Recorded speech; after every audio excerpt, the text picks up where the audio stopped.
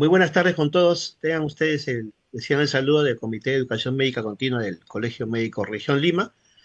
Continuando con la serie de cursos del día de hoy, seguimos con el séptimo curso virtual de radiología pediátrica para el primer nivel de atención. Y en el día de hoy nos encontramos reunidos, nos acompaña la doctora Silvia Cristina Velasco Manrique, y es médico radióloga del Hospital Mauría Auxiliadora, ¿no? Y también es docente de pregrado de diagnóstico por imágenes.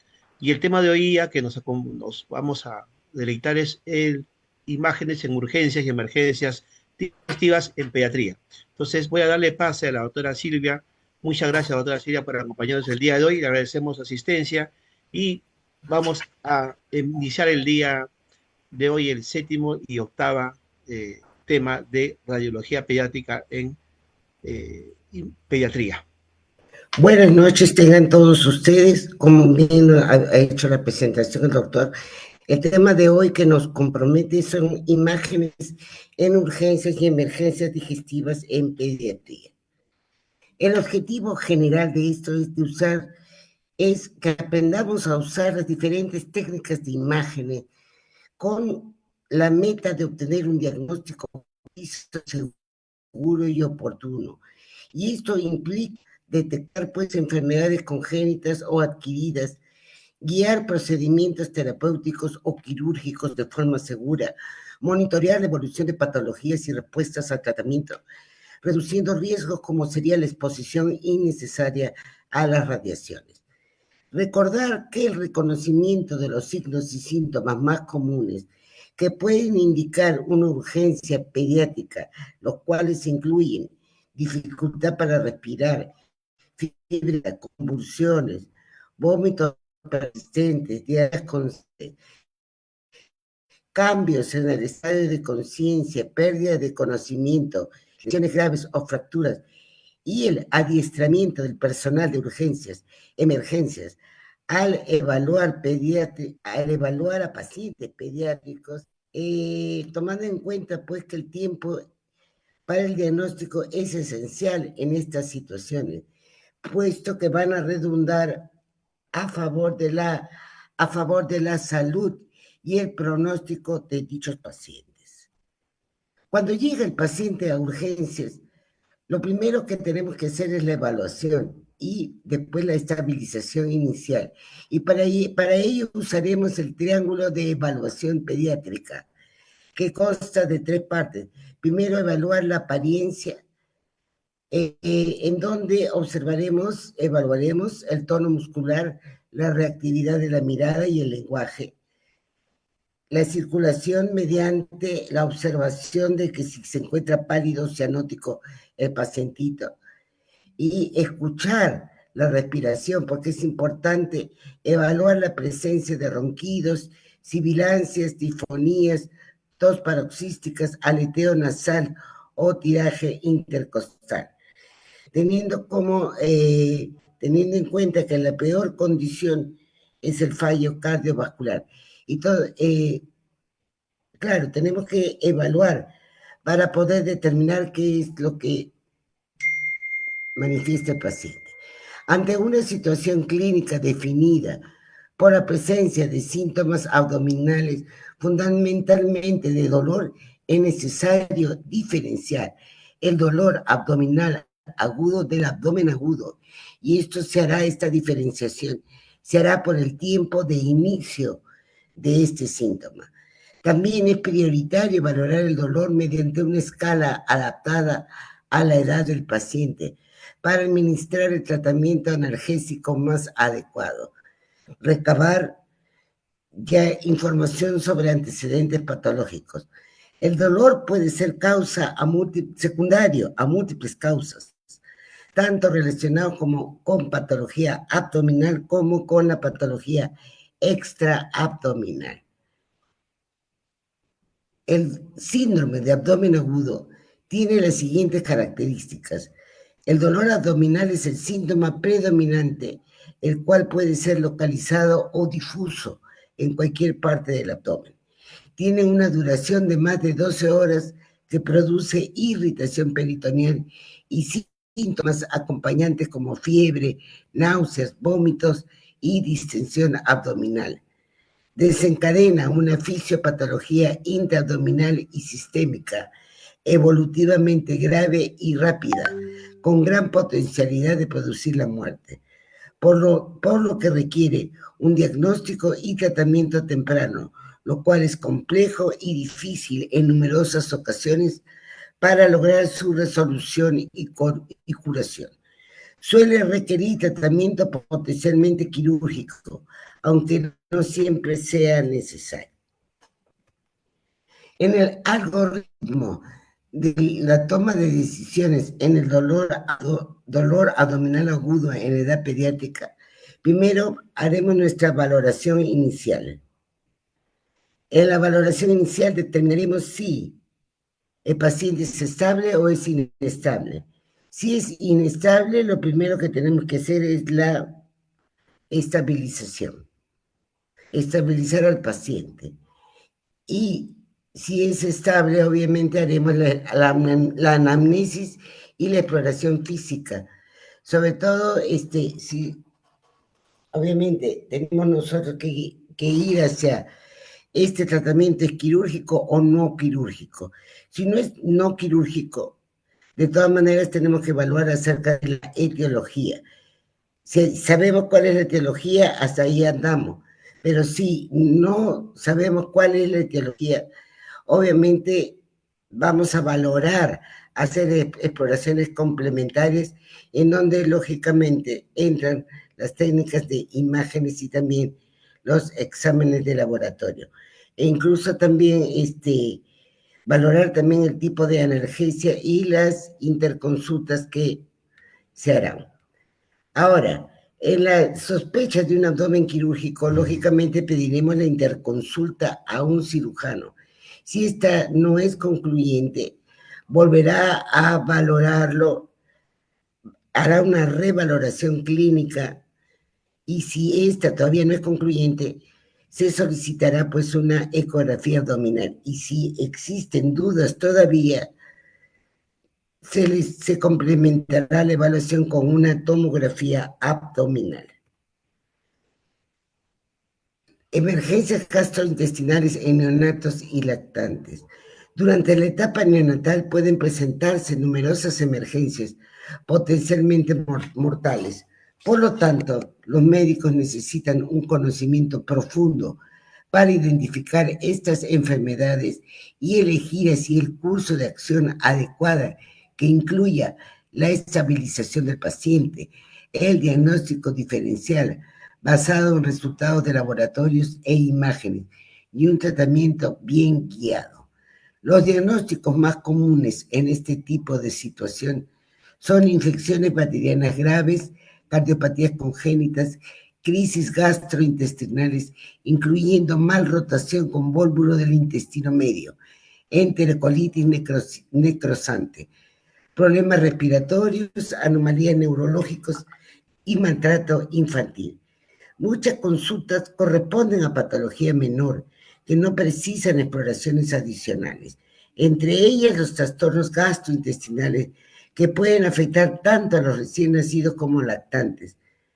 Se encuentra el reflujo gastroesofágico, la estenosis hipertrófica del píloro, la intususcepción, tapón meconial, síndrome del tapón meconial, colestasis neonatal, siendo otras condiciones que pueden convertirse en emergencias quirúrgicas como la hernia inguinal, perforación gástrica, perforación ileal y oclusión arterial mesentérica. La gastroenteritis infecciosa es el trastorno digestivo pediátrico más frecuente. Alrededor de 3 a 5 mil millones de episodios ocurren en todo el mundo cada año, con mayor frecuencia en los países con menor atención médica y predominantemente en los niños menores de 5 años. En el 2016, la diarrea fue la octava causa de muerte. Más del 27% de estas muertes, de estas que requieren tratamiento urgente quirúrgico, sí, Perdón, más del 27% de estas muertes ocurrieron en niños menores de 5 años. Y el principal objetivo es diagnosticar los procesos que requieren tratamiento urgente. Los más frecuentes en pediatría son las apendicitis en el niño mayor, mayores de 5 años, y la invaginación en el lactante. Dentro entonces de las emergencias gastrointestinales tenemos la enterocolitis necrotizante, la estenosis pilórica. En segundo, malrotación o pólvulo del intestino medio o atresia de intestino delgado. Tercera, diarreas e infecciones como enteritis. Y finalmente el hilio mecorneal y el sangrado gastrointestinal.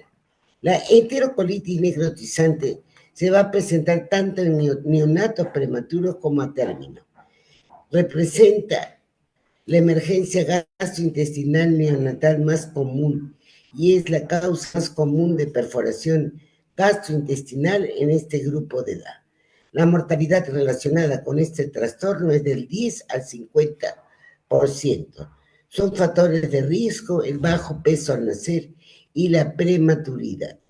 La verdadera causa de la enterocolitis necrotizante es desconocida, pero se cree que está relacionado con la lesión de la pared intestinal o hipoxia, que conduce a inflamación y colonización de la pared intestinal por la flora bacteriana. Es posible que haya alguna variación en el día de aparición de la enfermedad y parece ser relacionada con la edad gestacional y el peso al nacer del paciente.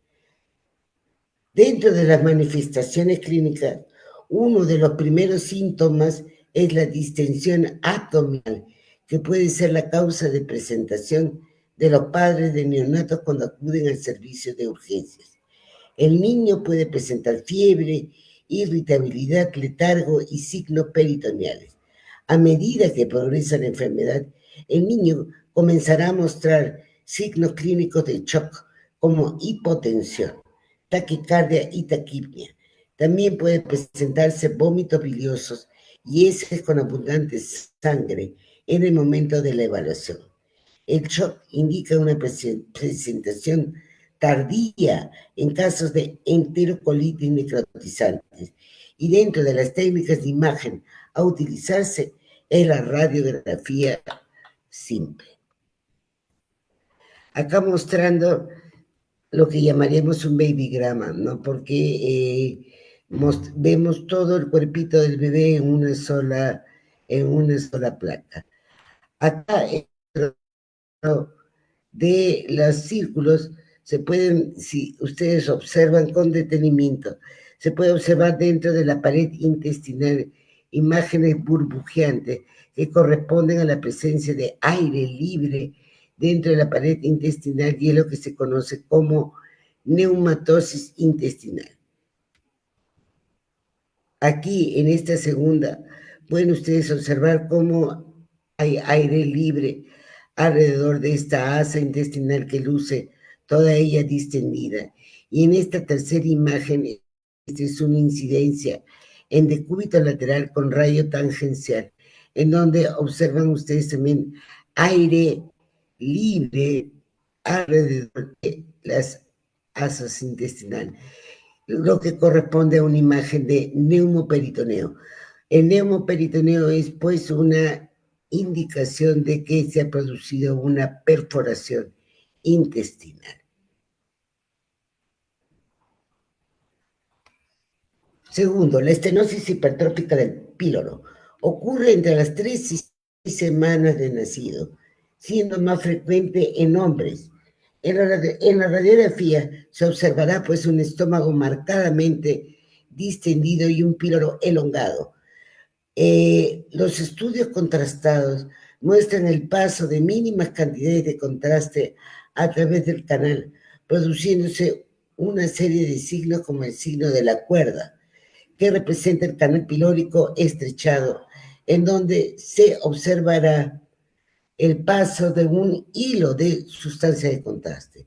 El otro es el signo del hombro, que se produce por la indentación del músculo hipertrofiado en el antro gástrico.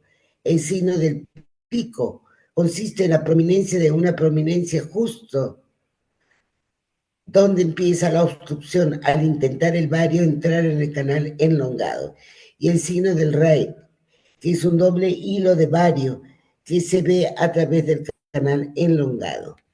Acá en esta radiografía de abdomen simple se muestra pues un abdomen, una cámara gástrica completamente distendida y también paso de aire a través de las asas delgadas.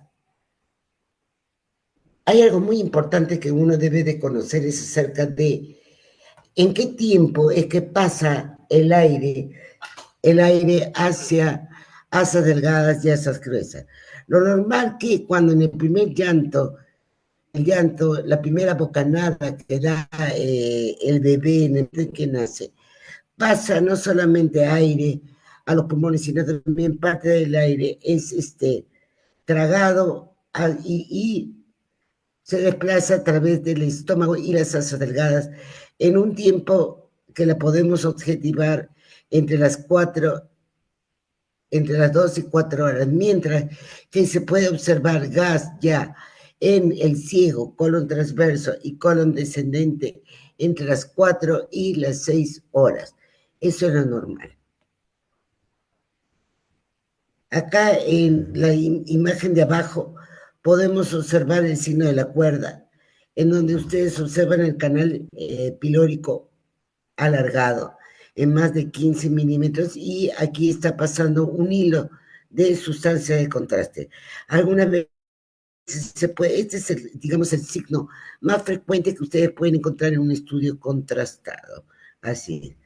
Y aquí el estudio ecográfico, que constituye en la actualidad también un excelente método diagnóstico.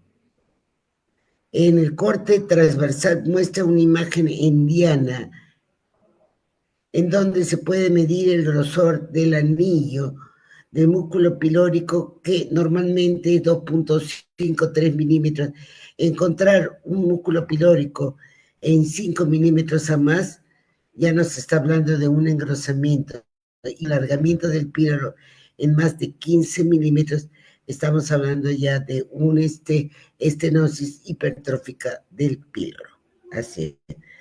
Debajo corresponde a una imagen tomográfica. En la obstrucción intestinal es la urgencia abdominal más frecuente en el periodo neonatal. Un retraso en su diagnóstico puede dar lugar a complicaciones como aspiración, sepsis e incluso infarto y necrosis intestinal, que conducirán a un aumento de la morbilidad y de la mortalidad. El diagnóstico y manejo de estos niños supone un desafío tanto para el clínico como para el radiólogo. Los vómitos, la distensión abdominal y el retraso en la eliminación del meconio son síntomas sospechosos de obstrucción, pero no son específicos.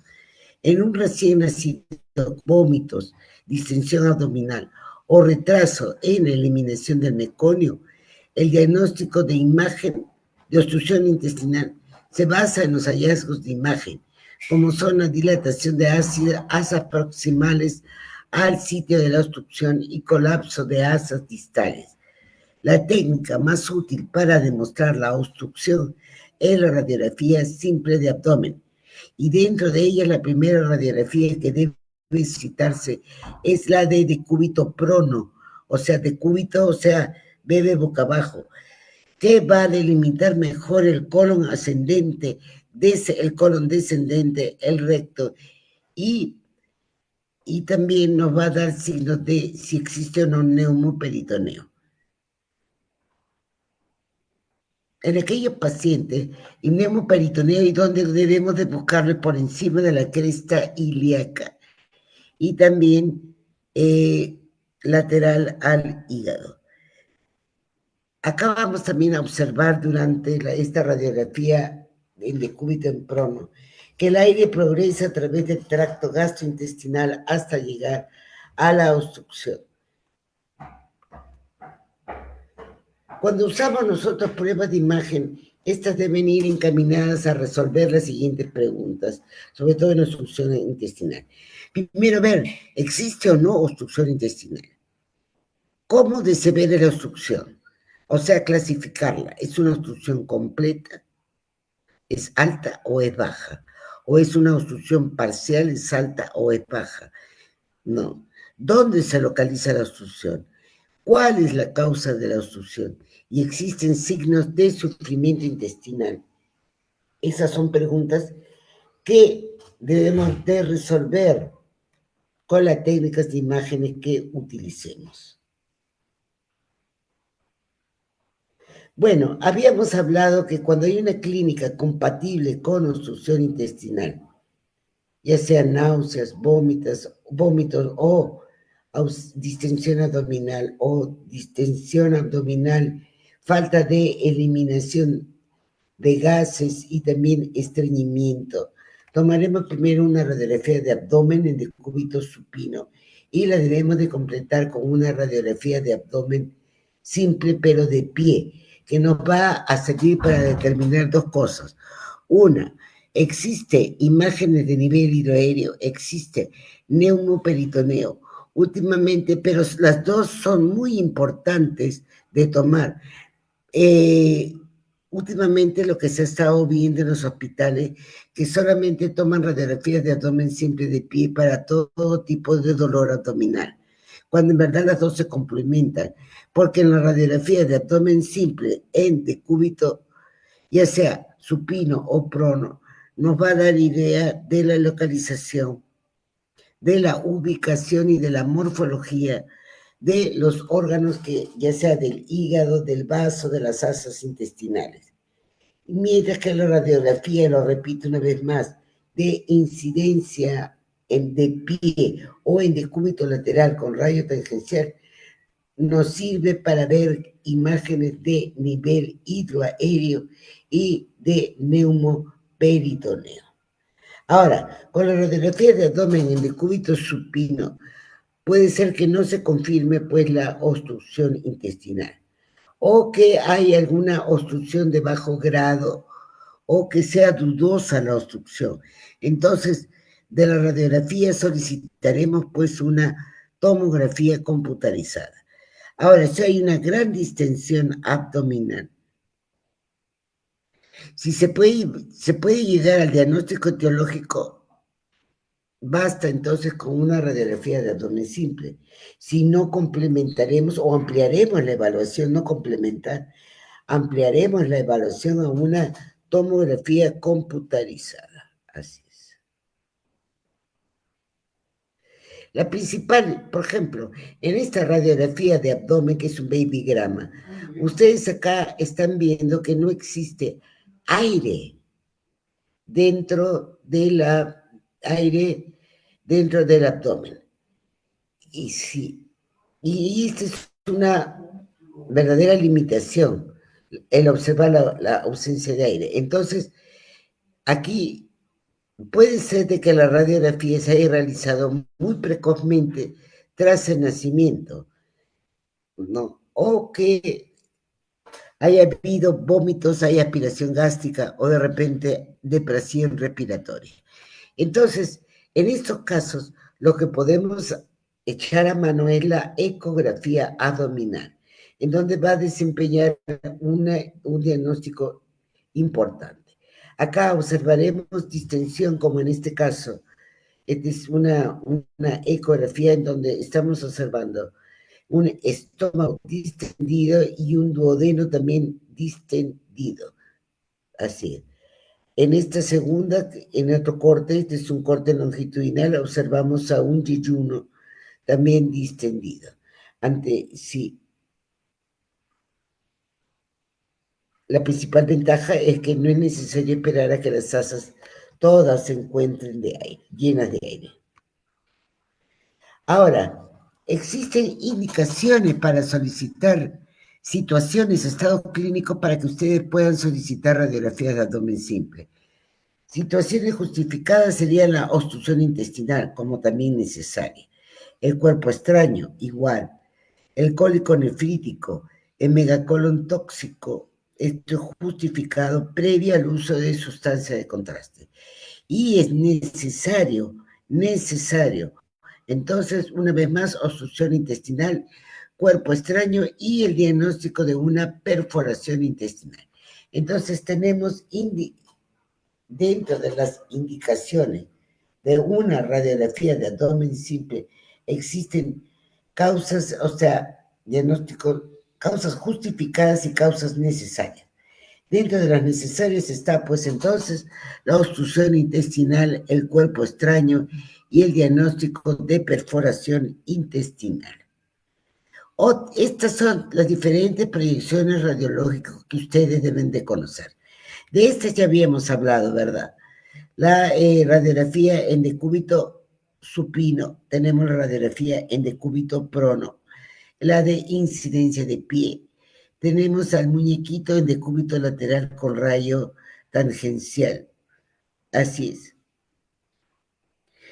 ¿Qué es lo que conseguimos con una radiografía en decúbito supino? De que el gas ascienda ventralmente. Con la de decúbito prono, que el gas asciende dorsalmente y este es utilizado en el diagnóstico de ano imperforado. La decúbito lateral con rayo tangencial, ese nos diagnostica obstrucción y también neumoperitoneo. Así es. Las incidencias oblicuas nos permitirá ver calcificaciones a nivel del páncreas o de la cola del páncreas. Así es. Y también es muy importante dentro de las proyecciones radiológicas en el estudio del dolor la solicitud de radiografía de tórax. Los niños y los ancianos, la presencia de neumonías a nivel de bases pulmonares causan iliorreflejos en los niños y en general en todo, pero a veces es la única manifestación clínica que van a presentar es el dolor abdominal y la distensión de las asas intestinales.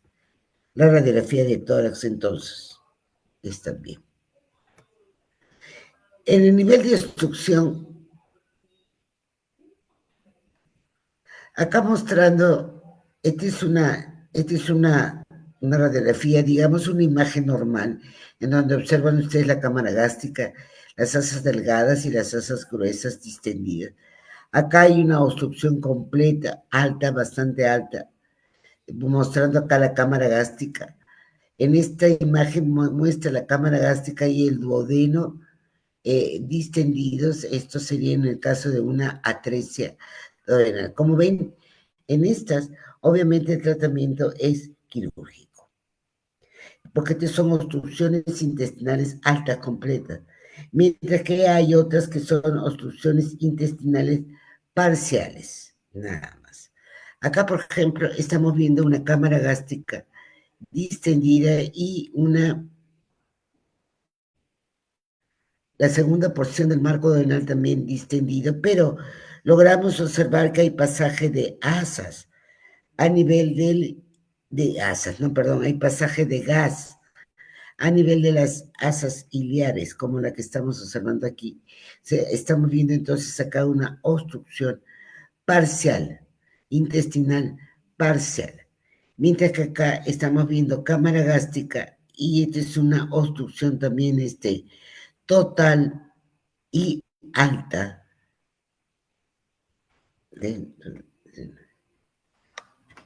Aparte, entonces, de la determinación si la obstrucción es alta o baja, hay que determinar si la obstrucción es total o parcial. En la obstrucción completa no son necesarios estudios adicionales en citología, porque lo estamos viendo en una radiografía de las atresias, ¿verdad? Y obvio que el diagnóstico definitivo se va a establecer en el quirófano. Mientras que en la obstrucción alta parcial vamos a necesitar solicitar estudios contrastados.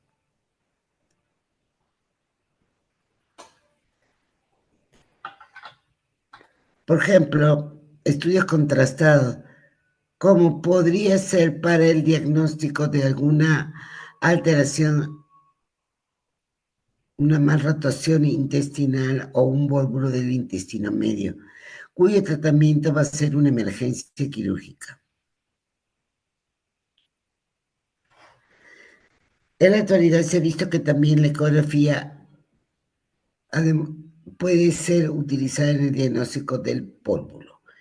En la obstrucción intestinal baja, los hallazgos de la radiografía simples son menos específicos en verdad. Y muchas veces acá no se puede precisar si la obstrucción se encuentra en el colon o se encuentra en el ilion distal. Pero tenemos que diferenciarlas y para eso solicitaremos un colon con enema. Un colon de calibre normal es indicador de una progresión normal del meconio en la vida fetal, porque vamos a observar que cuando existe el síndrome del tapón mucoso, como se va a depositar a nivel del ilion terminal, van a encontrar ustedes lo que llaman un microcolon, o sea, un colon de poco diámetro porque no pasa por la obstrucción producida por el meconio, el gas. ¿Sí? Y eso indica, pues, el microcolon que la obstrucción se encuentra en el ilion distal. Existen varios niveles de obstrucción. Habíamos mencionado a nivel duodenal las atresias, que corresponde que ese sería causa intrínseca, que corresponde al 40-60%. Y los diagnósticos diferenciales pueden ser la estenosis y diafragmas o la presencia de membranas duodenales, en donde aquí habría pasaje de aire, un poco de aire, mientras que la atresia no. Mientras que entre las causas extrínsecas tenemos el páncreas anular, la banda de Lat, el volvulo del intestino medio y también alteraciones a nivel de la vena porta.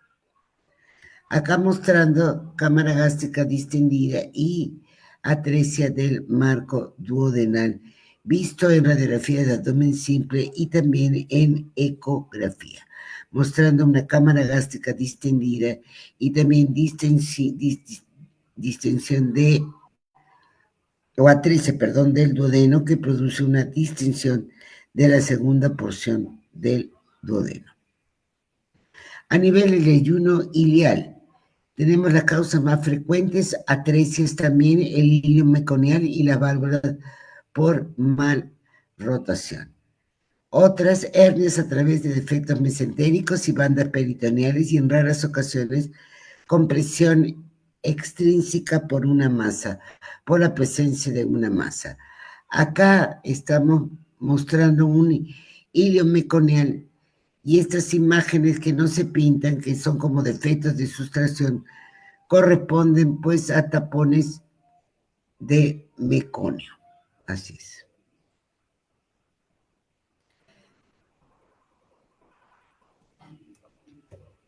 Acá mostrando en este estómago tránsito intestinal, una mal rotación intestinal, como observan ustedes, el duodeno, la unión duodeno-yeyunal se encuentra en el lado derecho y no en el lado izquierdo, como normalmente se observa.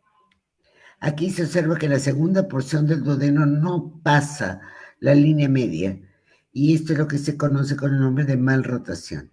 Estas alteraciones en la rotación y en la fijación de las asas delgadas hacen pues que en cualquier momento estas asas intestinales puedan rotar sobre su propio eje, comprometiendo también los vasos mesentéricos. Por eso esto debe resolverse, la malrotación, el volvulo intestinal, debe de resolverse para no producir isquemia a nivel de las asas intestinales.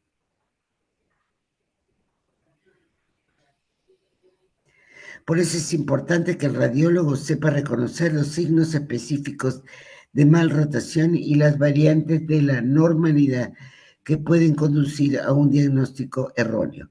El diagnóstico también de la malrotación, aparte de la del tránsito intestinal, está también la ecografía.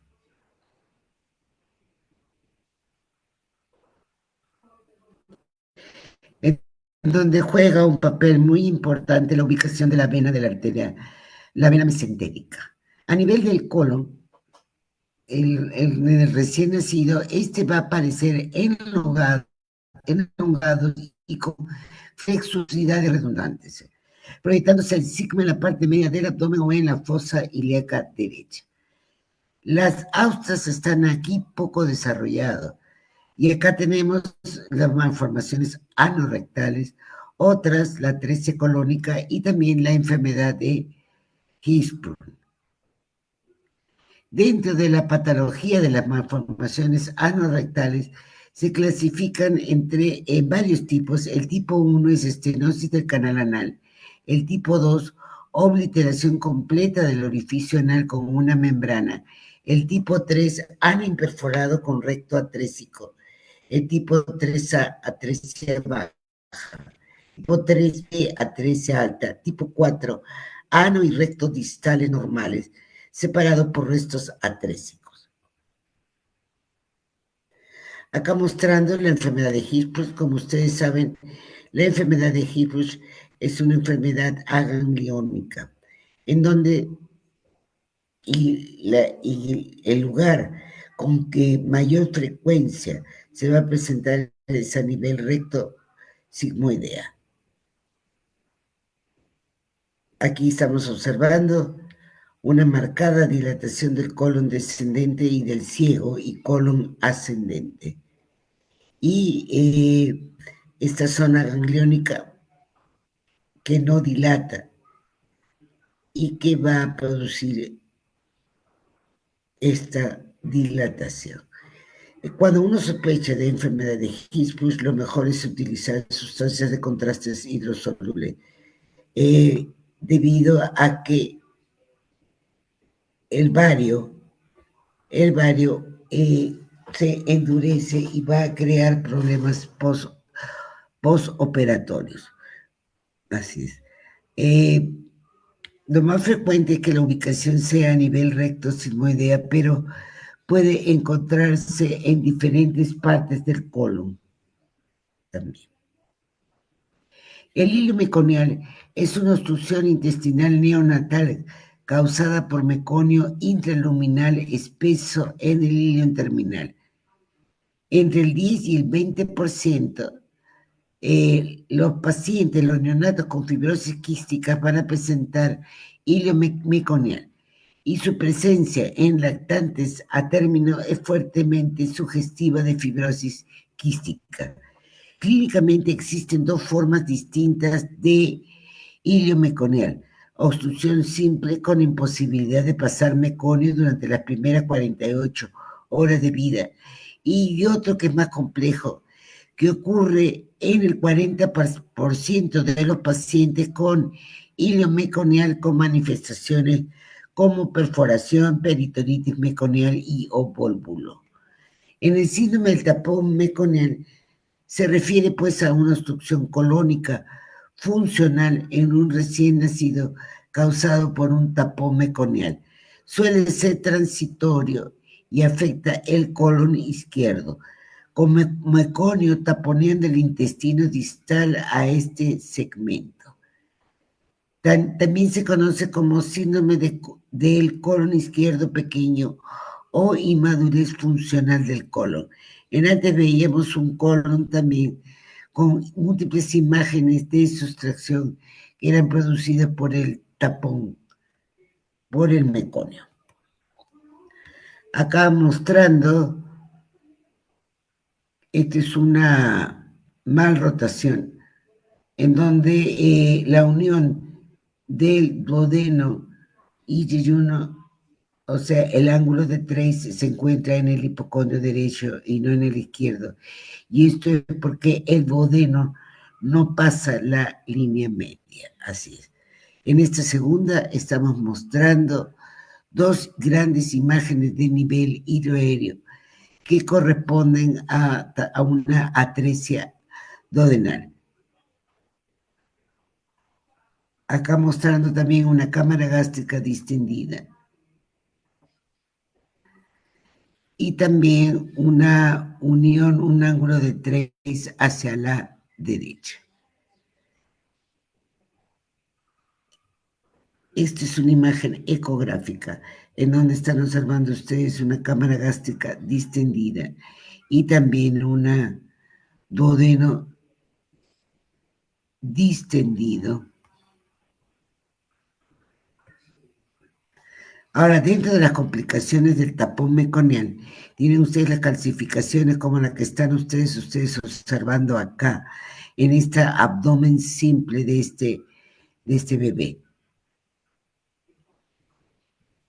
Y observando también a cámara gástrica distendida, asas intestinales distendidas.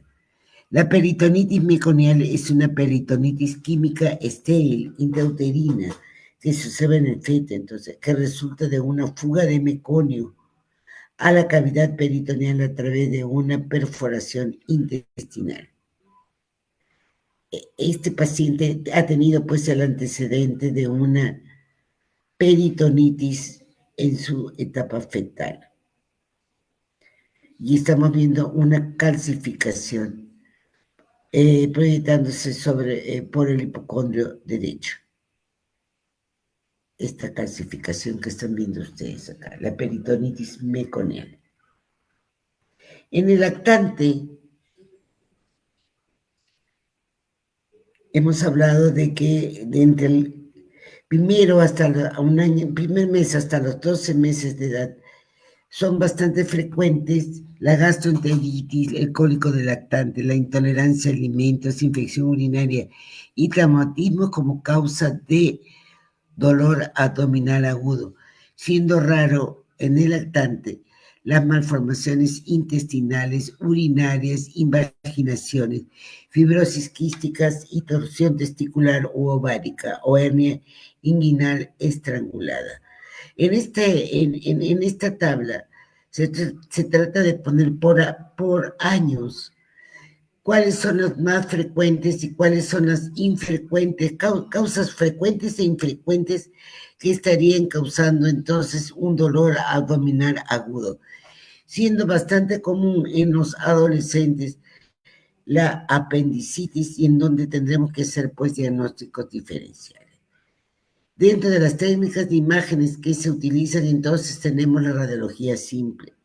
Hemos mencionado ya anteriormente cuáles son las causas justificadas y necesarias de su indicación. No olvidar entonces, siempre la radiología es un examen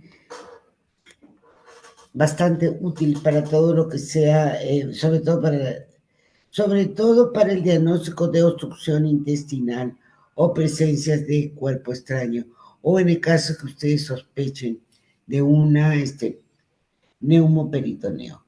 Y deberemos entonces de incluir la radiografía de abdomen simple, el decúbito dorsal, la incidencia de pie y también incluyamos una radiografía de tórax para descartar neumonías basales, atelectasias laminares, derrame pleural o neumomediastino. Es una herramienta rápida y sencilla. Sí, y nos puede evitar utilizar la tomografía computarizada que pide 1000 veces más radiación que los rayos X.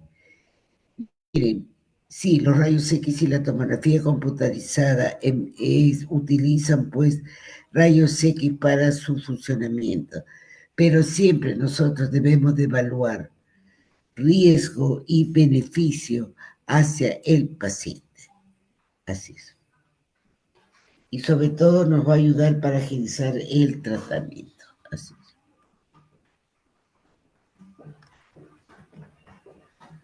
Aquí mostrando imágenes de hernias diafragmáticas traumáticas. No olvidarse también que en el recién nacido hay las hernias congénitas como la de Baudelaire o de Morganic, ¿no? Son patologías que pueden presentarse en el recién nacido. Y estas hernias diafragmáticas traumáticas como consecuencia de un accidente, de un traumatismo abdominal, cerrado, en donde se crean pues orificios a nivel del diafragma, sobre todo del lado izquierdo, en donde se puede observar cómo la cámara gástrica o el vaso o el riñón o a veces asas delgadas o asas gruesas se introducen a través de este orificio creado hacia el tórax. Acá tenemos en esta radiografía de tórax una opacidad basal, una opacidad de la base del hemitórax derecho que puede producir dolor abdominal en los niños y en los ancianos, manifestando eso. Y acá un neumoperitoneo donde se observa una radiolucencia, una imagen en media luna entre el hemidiafragma derecho y el hígado. Este es un neumoperitoneo bilateral que viene a ser entonces la expresión de una perforación intestinal. Por ejemplo, acá mostramos un paciente con dolor abdominal tipo cólico y distensión abdominal, con náuseas y vómitos, que en la radiografía de abdomen simple en decúbito muestra asas intestinales distendidas y forman la característica imagen en pila de monedas. Estas son asas delgadas distendidas donde ustedes están observando el engrosamiento de los pliegues. Cuando la ponen en posición de pie, ustedes pueden observar las imágenes de nivel en escalera o en rosario, que son estas imágenes chiquititas, ¿no? En la obstrucción intestinal baja, tenemos pacientes con dolor abdominal tipo cólico, en donde observan ustedes el ciego y el colon ascendente bastante distendido. Acá tienen ustedes el colon transverso, solamente que está en caída como una guirnalda. Tienen colon descendente, sigmoides, y acá hay una obstrucción, justo. Pero obviamente la clínica es dolor abdominal también, constipación e imposibilidad de eliminar gases. Con el tiempo en una obstrucción intestinal baja no resuelta, logra vencer la válvula iliocecal y van a ver ustedes también, comienza a distenderse las asas delgadas. Y aquí mostrando imágenes de ilio reflejo donde hay asas delgadas y gruesas, distendidas, no, son escasas de 1 a 3 imágenes de nivel, como van a poder ustedes observar. Así es.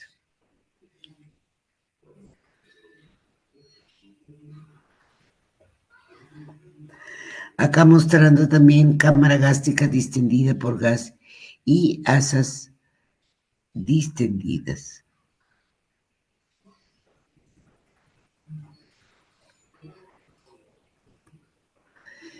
La ecografía abdominal se está utilizando mucho también para evaluar el intestino.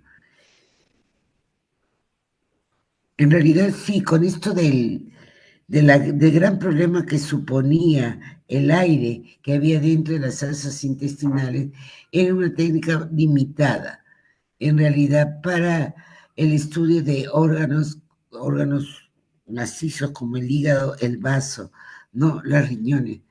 Pero se ha demostrado que es de gran utilidad para determinadas patologías como la apendicitis, la diverticulitis aguda y también, como no, en la obstrucción intestinal. Ya que haya, pueden ustedes también determinar las capas que corresponden a la mucosa, identificar a las capas de luz intestinal, mucosa, submucosa y muscular. Ahora, cuando existen dudas del diagnóstico de la ecografía, podremos solicitar tomografía computarizada o también resonancia magnética. Obviamente que como siempre, la gran ventaja de la ecografía es que no utiliza radiaciones ionizantes y podemos realizar cuantas veces sea necesario nuevas exploraciones. Hay que tomar en cuenta que el diámetro máximo siempre he dicho, para poder determinar la patología, debemos de saber cuál es la semiología y los diámetros normales que tienen los órganos. Por ejemplo, el diámetro máximo de las asas intestinales varía entre 2 y 2,5 centímetros, y el del colon es hasta 5 centímetros, aunque el ciego puede ser esta medida.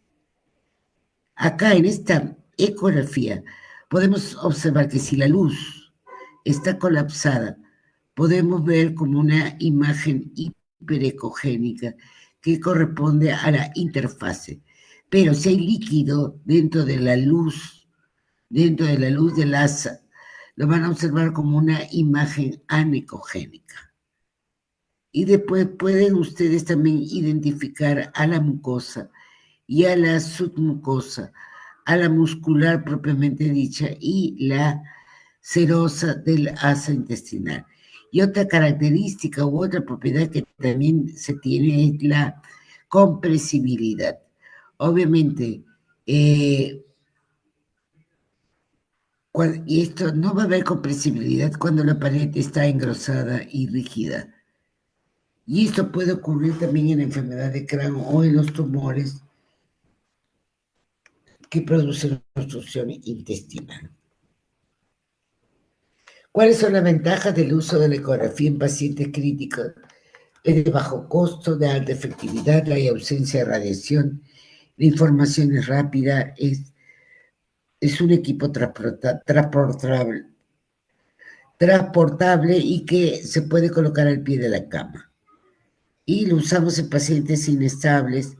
Tenemos la disponibilidad de las 24, de usarla las 24, de tenerla acostada las 24 horas y nos permite reevaluar.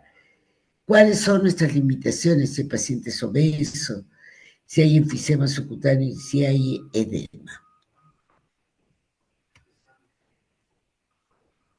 Bueno, la tomografía abdominal también es bastante útil. No solamente aquí podemos nosotros diagnosticar, por ejemplo,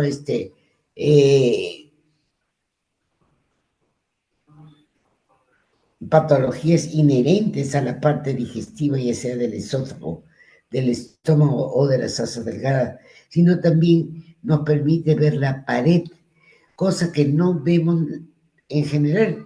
Nosotros cuando hacemos estudios contrastados y también con la ecografía, estamos evaluando la pared interna de los órganos.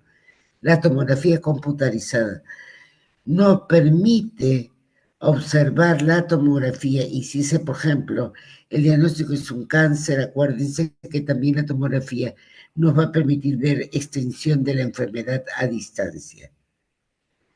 También se utiliza en el caso de las sospechas de abscesos intraabdominales, en sospecha de patología vascular. E incluso el líquido libre puede verse perfectamente también en una ecografía, pero en caso de duda, también lo vamos a observar por tomografía computarizada. Ahora, la apendicitis aguda, como habíamos dicho, es la urgencia quirúrgica más frecuente en niños. Suele ser rara en pacientes menores de 3 años. El diagnóstico se realiza fundamentalmente por los datos clínicos y analíticos. El dolor periumbilical que después se focaliza en fosa ilíaca derecha, con vómitos, náusea, fiebre y leucocitosis. Y que en un 30% de las apendicitis agudas podemos encontrar otras formas de presentación, sobre todo en niños pequeños o con apéndices de localización atípica. Puede haber perforación y, claro, y peritonitis en el retraso si uno se retrasa en el diagnóstico de la apendicitis aguda. O sea, las complicaciones entonces, perforación, peritonitis, formación de absceso, sepsis, adherencias, obstrucción intestinal y muerte. La morbimortalidad está en relación con la perforación apendicular. El diagnóstico en general es un diagnóstico clínico, pero ante los casos dudosos se pide una ecografía abdominal. Sí, se le pedirá una radiografía de abdomen, sí, de abdomen, una ecografía abdominal en donde se evaluará el diámetro, si es un apéndice comprensible o no comprensible, si existe alteraciones de la grasa circundante y el aumento de la vascularización visualizada cuando ponemos el Doppler color. Si me preguntan a mí, en la radiografía de abdomen simple es inespecífica. En la radiografía es inespecífica. Podemos observar la presencia de apendicolitos, que es una calcificación a nivel de la fosa, un fecalito calcificado a nivel de la fosa ilíaca derecha, o podemos encontrar de repente un hilo reflejo localizado que se manifiesta en un asa centinela. Es un asa que no se mueve a pesar de los movimientos, no, pero es inespecífico. Muchas veces no es apendicitis, tenemos que buscar diagnósticos diferenciales. Por ejemplo, podría ser presencia de ganglios, que es lo que llaman adenitis mesentérica, una salpingitis en el caso de una niña de 12, 14 años de edad, en donde produce también dolores en fosa ilíaca derecha. Así es.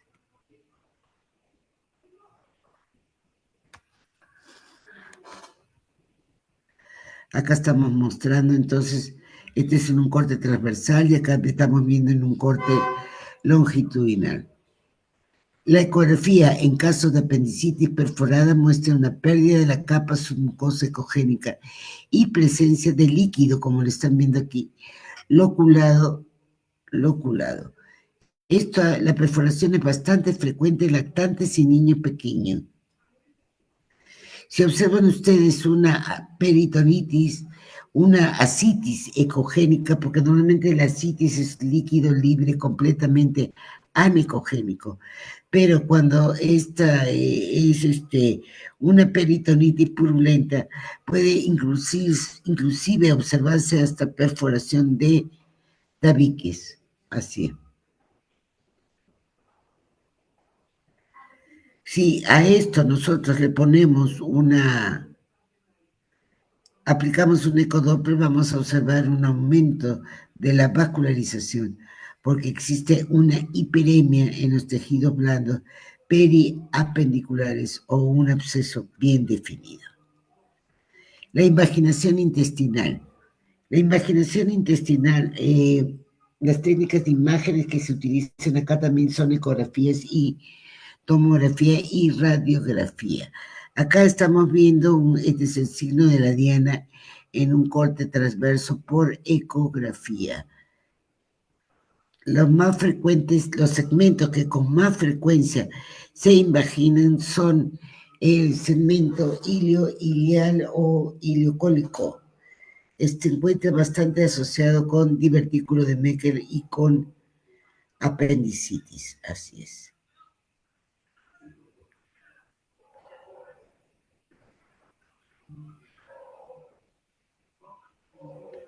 La ecografía en realidad es una prueba muy, muy sensible. Da, como le digo, la imagen de la diana en corte transversal y de pseudo riñón en corte longitudinal. En la tomografía tiene diversos nombres. Esta es una imagen de un segmento invaginado, en donde ustedes pueden ver la pared de un asa intestinal y la pared de la otra asa intestinal, que es el segmento que se encuentra metido. La invaginación intestinal es una enfermedad que afecta a los lactantes, que tiene alguna relación con el rotavirus y se caracteriza porque el paciente viene con un dolor abdominal, un tipo cólico, en un localizado y que intermitente y que tiene diarreas sanguinolentas que la llaman en jalea de Grosella. Así es. A esta imagen formada en la tomografía, también le llaman el signo de la diana o del signo del tiro al blanco. Así es. Acá tenemos una adenitis mesentérica. Esta es una inflamación de los ganglios linfáticos mesentéricos. Después de la apendicitis aguda es la causa más común de dolor abdominal en el cuadrante inferior derecho, presentándose en un 2 a 14% de los casos. Aquí es recomendable realizar una ecografía abdominal en donde uno puede observar una cadena ganglionar, ganglios aumentados de tamaño, pero que no han perdido su forma ovoidea ni tampoco su ecoestructura. Así es. Por eso la ecografía es un estudio muy importante para el diagnóstico entonces de la adenitis mesentérica. Acá en este sección axial de este corte tomográfico también podemos observar una cadena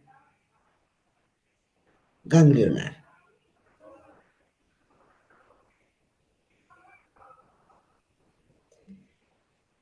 Debe sospecharse eso cuando el diagnóstico ecográfico y también el tomográfico no, no señalan que pueda ser una apendicitis. Entonces, debemos, lógicamente, buscar con mayor la posibilidad de otra patología que estuviera causando pues este dolor en fosa ilíaca derecha.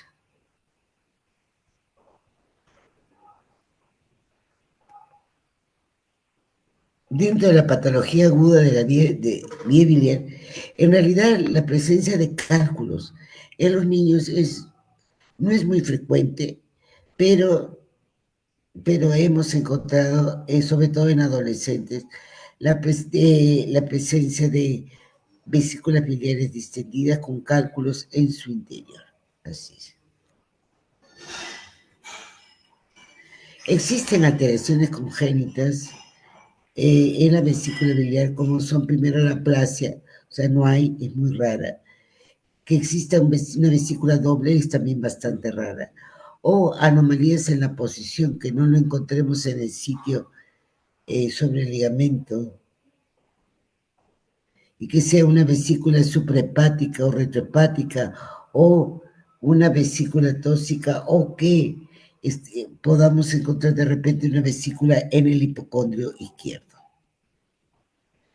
Alteraciones en la forma pueden ser vesículas tabicadas o vesículas tabicadas o que adoptan la forma en gorro frígido, que se denomina así cuando hay un pliegue que se coloca entre el cuerpo y el fundus vesicular, que dándole pues la apariencia de un gorro. Así es. También anomalías congénitas en las vías biliares, como son el conducto intrahepático aberrante, un colédoco cele, el quiste del colédoco o enfermedad de Caroli. Acá mostrando una enfermedad de Caroli vista por tomografía, que son múltiples dilataciones saculares de las vías biliares intrahepáticas observadas en el lóbulo izquierdo hepático. Acá mostrando clasificación de la patología biliar en pediatría. Tienen las anomalías anatómicas congénitas que ya hemos mencionado, las anomalías vesiculares y también del colédoco.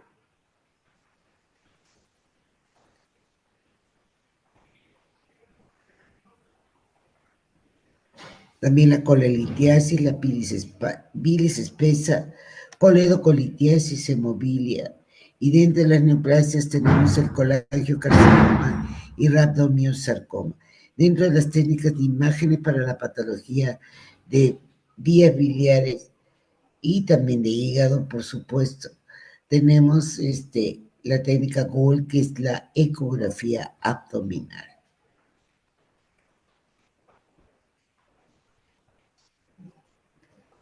La colestasis en el neonato y en el lactante. El término colestasis pues define la presencia de una alteración en el flujo biliar, que se va a caracterizar por la retención de bilirrubina, ácidos biliares y otros componentes de la bilis definido analíticamente por elevación de ácidos biliares séricos y de bilirrubina directa, que debe de sobrepasar los 2 miligramos por decilitro. Puede presentarse a cualquier edad y la causa es la alteración de la formación de bilis por el hepatocito o la obstrucción del flujo en la vía biliar intrahepática o extrahepática.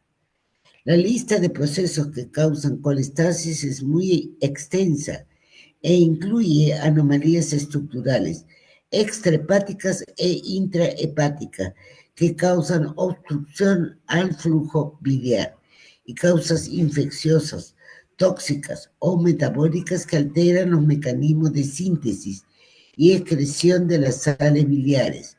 Las causas más frecuentes reportadas son atresia de vías biliares extrahepáticas, hepatitis neonatal, idiopática, y puede ser estudiada mediante diferentes técnicas de imagen, como ecografía, tomografía computarizada y resonancia magnética y la colangioresonancia.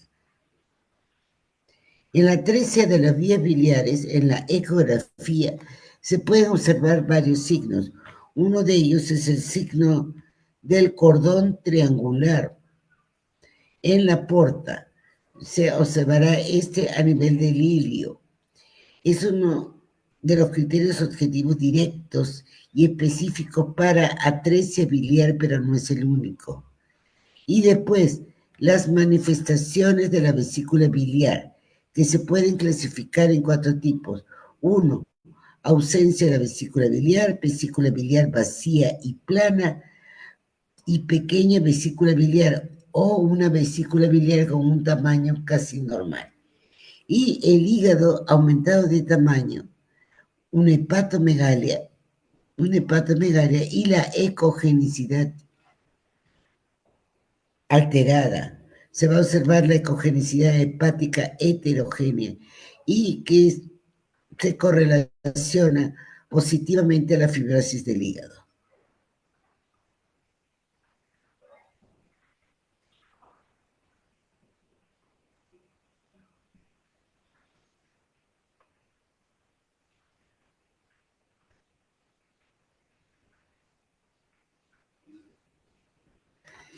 En el estudio del lactante colestático, la evaluación de la vía biliar debe ser hecha por ecografía abdominal. Esta va a distinguir una colestasis extrahepática de otra intrahepática, obteniendo información sobre tamaño, estructura hepática, permeabilidad de la vía biliar extrahepática y otras anomalías asociadas, ya sea mal rotación intestinal, ausencia de la vena cava inferior, una vena porta preduodenal o un situs inversus. La dilatación de las vías biliares intrahepáticas, la ausencia de vesícula y visualización de colédoco, la existencia del signo de cordón triangular orientan a la atresia de vías biliares.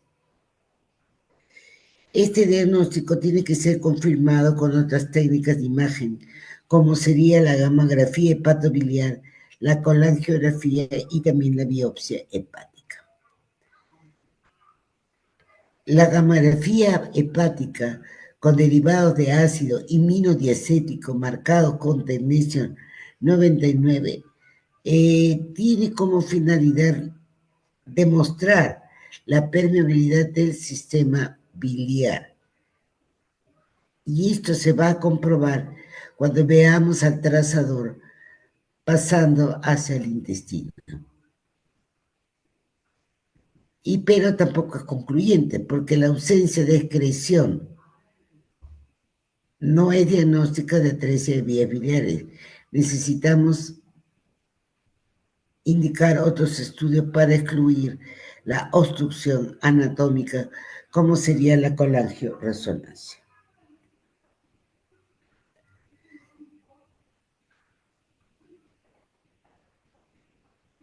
Tanto así que últimamente lo que se utiliza es la colangioresonancia. Las técnicas estas de la colangiografía transhepática y la retrógrada es difícil de realizar en lactantes, en verdad, porque por el pequeño tamaño que tienen los conductos biliares intrahepáticos. Aunque se menciona en diversos artículos que la CEPRE puede ser útil en pacientes, sí, la CEPRE puede ser útil en pacientes seleccionados con colestasis obstructiva para confirmar el diagnóstico de atresia biliar.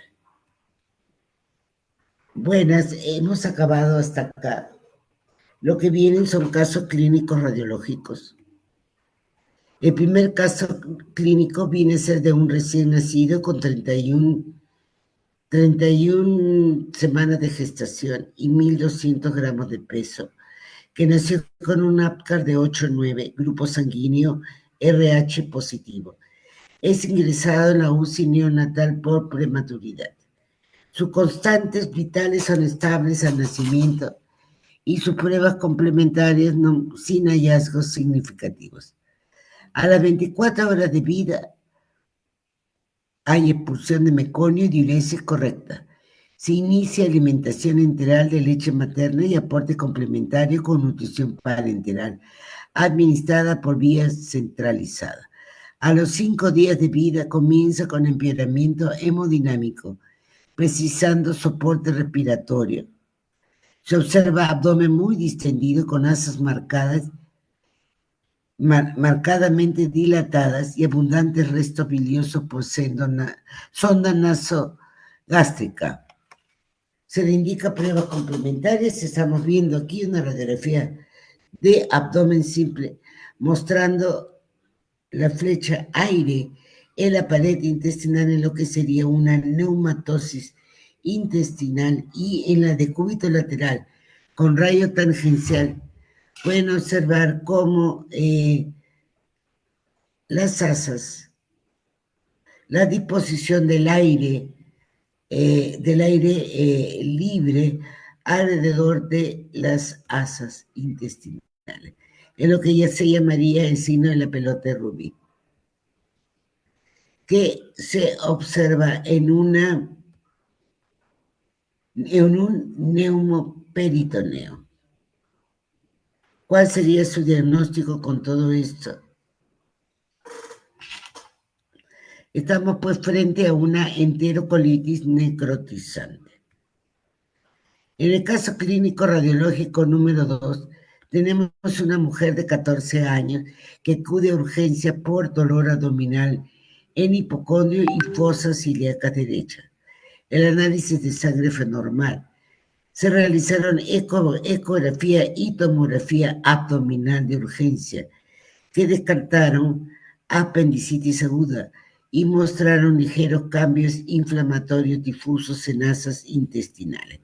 Al hacer la ecografía, observan una cadena de imágenes ovoideas, porque no se ven redondeadas, sino son de forma ovoidea, cuya cápsula se observa hipoecogénica, de cápsula hipoecogénica y de centro ecogénico, que corresponden a la presencia de ganglios linfáticos que sí, como no, se encuentran aumentados de tamaño. Como persistía la duda, de hecho que sí, se le hace una tomografía computarizada en donde observan que el apéndice es normal y lo que se evidencia son una cadena ganglionar ovoidea, no ha perdido la forma. Sí se encuentran aumentadas de tamaño, pero no ha perdido la forma ni la densidad, lo que da el diagnóstico de adenitis mesentérica. Y en el tercer caso, trata de un lactante de 2 meses procedente de área urbana. He llevado a emergencia por la madre por presentar color amarillento de la piel desde el nacimiento. acompañado de deposiciones de color blanquecino. Obviamente el cuadro clínico es de presentar una ictericia, acolia y las orinas de color T. Se le solicita una ecografía abdominal y entra en ayuna. Y a pesar de permanecer 4 horas en ayunas, no se visualiza la vesícula biliar. El hígado, tomado en su sección longitudinal, muestra una hepatomegalia con un aumento de ecogenicidad. No se observa dilatación de vías biliares. Bueno, no vemos ni el páncreas, ni el vaso, ni los riñones. Lo que informa la ecografía es una ausencia de vesícula biliar y hepatomegalia. El diagnóstico fue una atresia biliar. Muchas gracias. Buenas. Doctora, muchas gracias. ¿Qué tal? Sí, gracias por la exposición. Hay unas preguntas con relación a ecografía y apendicitis. Dígame, por favor. En adultos se usa un poco más la tomografía. ¿Y qué tan sensible es en pediatría la ecografía para apendicitis? También hay pues etapas, ¿no? Cuando inicia recién el apéndice todavía no es tan claro Bueno, hay signos clínicos, hay. porque, por ejemplo, cuando nosotros hacemos la ecografía, siempre dejamos la fosa ilíaca derecha para el final. En verdad, ¿por qué? Porque como va a producir dolor, eso genera rechazo en el paciente y más sobre todo si es un bebé, ¿no es cierto? Entonces empezamos desde el hipocondrio derecho, presionando un poco para desplazar un poco las asas intestinales y nos permita mejor ver esta situación. Cuando hemos llegado nosotros a la fosa ilíaca derecha, ubicamos el apéndice, de hecho que sí, al ubicarlo en corte transversal este va a tener una forma así de diana, ¿no? Lo medimos, el diámetro es 6 milímetros de grosor, diámetro antero-posterior. Y queremos ver nosotros y observar si existe alguna alteración a nivel de la grasa que se encuentra alrededor del apéndice. Y otra es la compresión. Obviamente, cuando hay una apendicitis, duele. Es lo que le llaman el McBurney positivo. Es el paciente, el bebé va a llorar en ese momento, va a querer botar el traductor, de hecho que sí. Es un signo de apendicitis. Claro que lo mismo también hace el clínico cuando examina, ¿no? Pero nosotros al observar este aumento del diámetro de más de 6 milímetros de antero posterior, el hecho que exista una alteración de la grasa perisecal o de repente si ya se complicó, ya lleva horas, puede haber líquido alrededor de esta asa y la compresibilidad que no comprime, no se distiende, no cambia de posición, ni de forma esta asa, a pesar de que podamos nosotros moverlo desde el decúbito lateral, ¿no? Porque siempre hay una peristalsis dentro de las asas intestinales, hacemos el diagnóstico de ecografía. De apendicitis, Apendicitis. perdón. Y esto, y Hacemos esto puede ser, esto puede diagnosticar desde las primeras horas o ya cuando está en etapas avanzadas, ¿no? Porque, la otra es que si los gases interfieren en la visualización del apéndice. Por eso es que presionamos para desplazarlos. Ya, ok. No, pero la verdad que siempre se ha sabido que la apendicitis es un diagnóstico Sí, pues. de hecho clínico y de laboratorio, ¿no? Creo que el Y que problema surge sí, cuando las etapas iniciales del apéndice, ¿no? claro, la Porque en el cosa hospital cuando normalmente hay los pacientes duda, vienen ya con un cuadro clínico establecido, ¿no? El problema es cuando exacto, recién empieza el cuadro, ¿no? 4 horas, 6 horas que no están ahí. Por eso en adultos, por ejemplo, usan el tomógrafo, ¿no? Pero en niños la restricción de los radiación creo que hace de más ayuda a la ecografía, ¿no? Una de las hipótesis, en verdad, también de por qué es que no es diagnosticado la apendicitis cuando existe fuertemente la duda de, o sea, la sospecha que sí es una Sí. apendicitis Ujú. y todo lo demás te está dando, ecografía te da un resultado negativo. También uno de las causas es que a veces el apéndice no está en posición retrocecal Ah, claro, eso sí es otra cosa, ¿no? y que sería la causa por la cual no podríamos ubicar bien. Ahí es que se solicitaría la tomografía. O que también de repente el paciente llega con apendicitis, viene en horas en donde de repente no hay médico radiólogo de guardia. Hay algunos hospitales en donde los médicos radiólogos no hacemos guardias, doctor. Sí, pues no hay a veces, ¿no? Sí. Y otro problema que a veces hay hospitales en que no hay, por la falta de especialistas, ¿no? No hay entonces radiólogos de la guardia, Exacto, por falta de especialistas, así es, doctor. más que todo por falta de especialistas. Muy doctora, muchas gracias. Yo le agradezco en nombre del Colegio Médico y del Comité de Educación Médica Continua por su presentación valiosa hoy día de varias patologías pediátricas y su apoyo radiológico y ecográfico, valga la verdad, en primera instancia, antes de usar más radiación, con exámenes más complejos que usen mucha radiación, ¿no? Sobre todo en los pequeños, ¿no? Que tenemos que cuidarlo más, ¿no? Sí. Entonces, muchas gracias a nombre de todos y para los colegas que nos estaban viendo, los esperamos el próximo próximo jueves para continuar con esta séptimo curso virtual de radiología en pediatría. Doctora Silvia, muchas gracias, muy amable su José, presentación. doctor, muy amable es Agradezco todo. bastante. Sí, Y hasta con el luego. resto, muchas gracias con todos, nos vemos el próximo jueves. Hasta luego, gracias, cuídense.